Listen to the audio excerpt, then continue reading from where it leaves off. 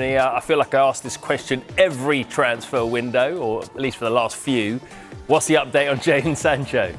Yeah, slight update in the last 24 hours, and that's because Borussia Dortmund, a team that he knows very well, having joined Manchester United for 73 million from Borussia Dortmund back in 2021, are interested in taking him on loan again. Now, he did go on loan to Dortmund at the back half of the 23-24 season, got to the Champions League final, someone who they absolutely love out in Germany. He's played some of his best football for Borussia Dortmund. We know that Chelsea didn't activate that option to buy him from Manchester United, but of course there is still interest. We know that there's interest from Serie A as well. Juventus are very keen, one of the Milan clubs like him, but of course they may just struggle with doing his wages. He's a very well-paid player at Manchester United. He's got 1 year left. Manchester United may have to do a little bit of the heavy lifting with regards to his wages to facilitate a potential loan deal. Their preference is to try and let him go permanently,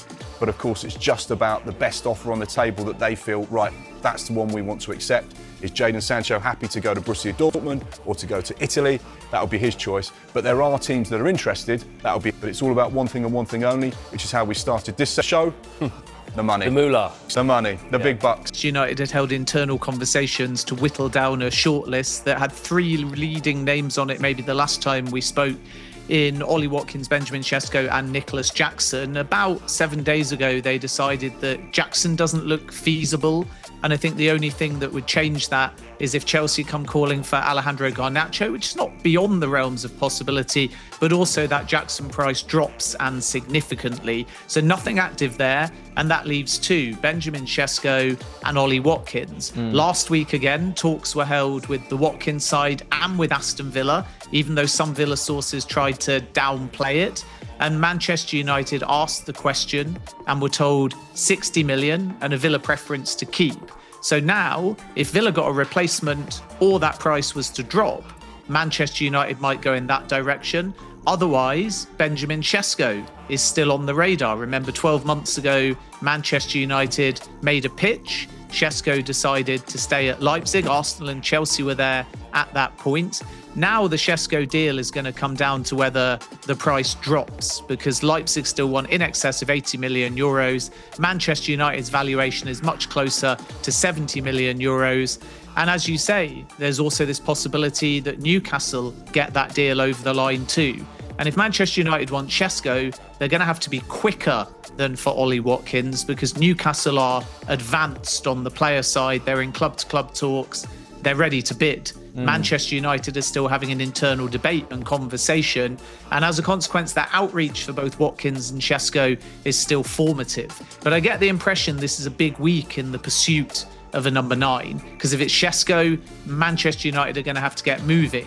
If we hear a bit of a lull, it probably means they're looking for proven Premier League experience and they genuinely believe that Watkins might become available. But right now, there's more clarity to the picture. Šeško and Watkins are the 2 names that Manchester United are actively working on. Well, we'll get into the between us amongst the studio. We'll get into the actual options that we've got in terms of Watkins and Šeško and who we might prefer. Flex, I'm just going to chuck over to you here, though. We talk about those internal discussions about bringing this, elusive number 9 in. Is there a realm? I'm going to pivot here. Is there a realm where Højlund, from what we've seen so far, can he muscle his way into this squad and can he still be an option, or do you consider a striker to come through the door pivotal? No, I think a striker is definitely pivotal. I think, from what we've seen from the media and a few on the ground here, Manchester United are looking for a number 9. Fact. That is what is happening. So I think the feeling is that, Ruben has seen that position as somewhere that needs to be strengthened. And I think that's the right thing amongst other things. I think Rasmus Højlund was thrown into the deep end really early in his career. Of course, no real choice over or control over the price tag in which he came to us for. And after the first season, I think he actually looked all right. I think there was a large portion of us that was like, okay, this kid's quite raw, but there's something to work with. I don't think we envisioned a season quite like this in the last season, not just for the team, but specifically for him. Because you don't go from looking decent in the first season, 16 goals, you think there's more work to be done, to all of a sudden, it's one of the worst signs. Something's gone wrong in between, which of course we finished 15th and look at what happened to the whole team. So I do feel it for him a little bit there, but I still understand that Manchester United should have somebody more experienced or of a higher level in that situation, either to help him to learn off or of course to play instead. So I think we definitely need a striker for sure. I think we scored 44 goals last season, which is just a ridiculously poor return for us. So for me, yes, absolutely right. We need to be looking for a striker. Benjamin Šeško and Watkins, I like the links. We'll talk more about those individually, but just on Rasmus Højlund, I think he's struggled so much. His confidence is shot. He's got nobody to learn off. He's got no support. And I think it's the right move to look for number 9 for sure. Yeah, no, fair. For the record, I agree with you. Just picking up on something you said there, Flex, and actually I think the viewers will want to hear about this as well, Ben, is Watkins. We're hearing the name float around a bit. How credible is this? How advanced are these talks? Is this actually a possibility? Is it on the table that Man United have an opportunity to sign Ollie Watkins or at least in for him? Concrete? It's concrete for sure. They held initial talks last week. It all kind of depends on Aston Villa. First of all, they'd have to find a replacement.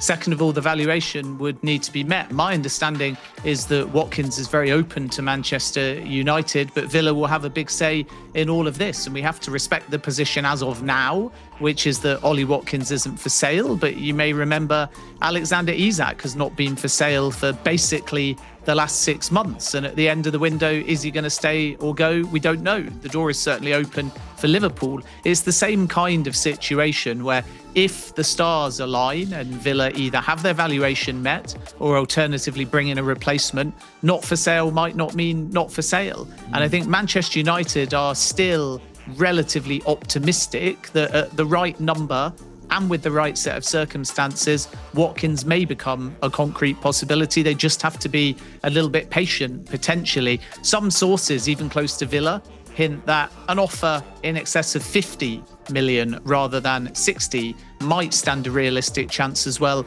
especially if the player drives a move away in any capacity. So Watkins and Manchester United remains one to watch. And it's a fascinating debate because if they're looking for long-term value, if they're leaning on the experience and view of Christopher Vivell, who knows Šeško very well, they're going to go down the route of the big outlay for a longer-term investment. But if we look at Bryan Mbeumo, Matheus Cunha, and now Watkins, they're 3 proven Premier League players that can make an instant impact. And it may be that they pivot, because I sense Ruben Amorim is saying, let's just get players for the now. Let's find players that can instantly have an impact. Let's get in starters who have proven statistical, consistent records, meaning if those 3 combine, and remember, Watkins already has a pre-existing relationship with Mbeumo as well, you can get that instant return to catapult Manchester United from close to the relegation zone to hopefully back into a Champions League spot. So I think this is the debate ongoing at the moment. It's very healthy.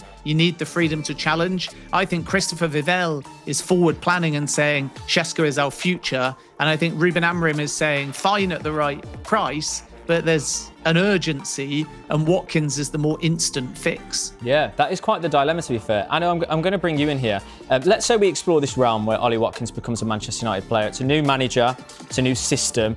Manchester United, let's be frank, struggled last season. Do you think Ollie Watkins will have that instant impact that we're talking about potentially he might? Yeah, for sure. I think Ben raises a very good point there in terms of already having a bit of experience with Bryan Mbeumo. He'll obviously look for certain individuals amongst that squad to really help him blossom within the team as well.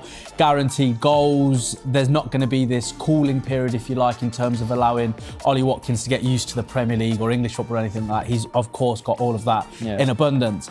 But I just get a little bit confused with this. I wouldn't necessarily be against the signing of Ollie Watkins. I think he's hardworking, he's an honest player, and I think he will score them goals.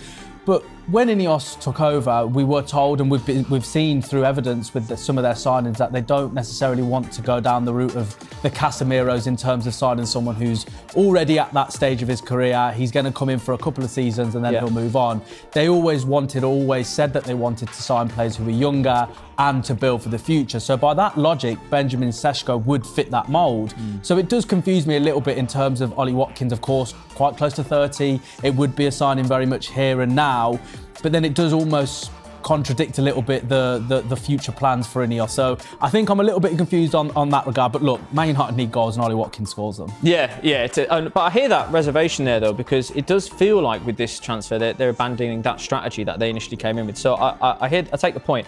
You think about the transfer window, you think about arrival.